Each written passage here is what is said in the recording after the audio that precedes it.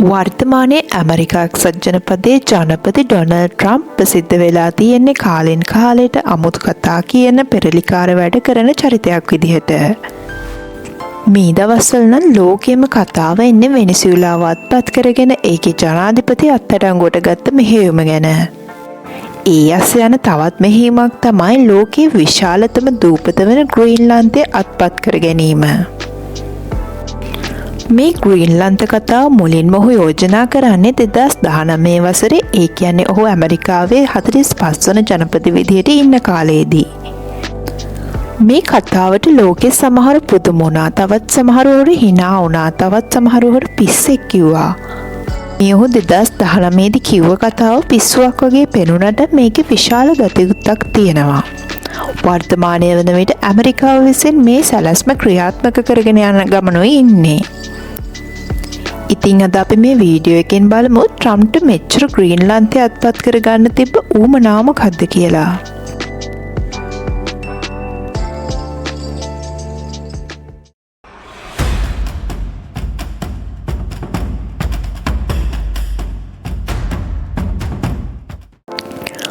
ලෝකයේ විශාලතම දූපත ලෙස සැලකෙන ග්‍රීන්ලන්තය 100%ක්ම ස්වාධීන රටක් නම් නෙමෙයි.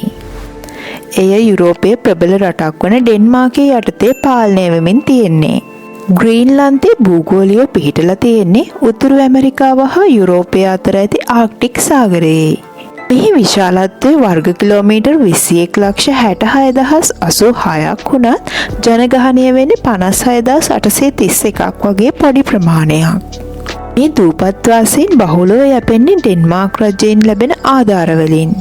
ඒ කියන්නේ ග්‍රීන්ලන්තය කියන්නේ ආර්ථික වශයෙන් පොහොසත් රටක් නම් නෙමෙයි.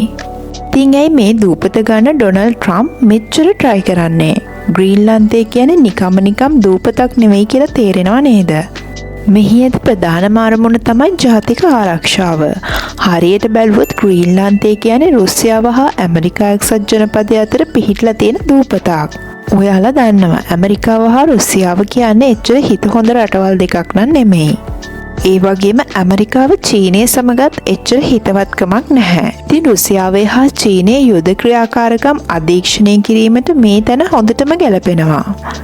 ඒ වගේම මිසයිල් පූර්ව අනතුරු ඇඟවීමේ පද්ධතියක් ඉදිකිරීමට හා උතුරු ඇමරිකාව න්‍යෂ්ටික තර්ජන වලින් ආරක්ෂා කරවීමත් එහි ප්‍රධාන අරමුණු විදිහට සැලකනවා.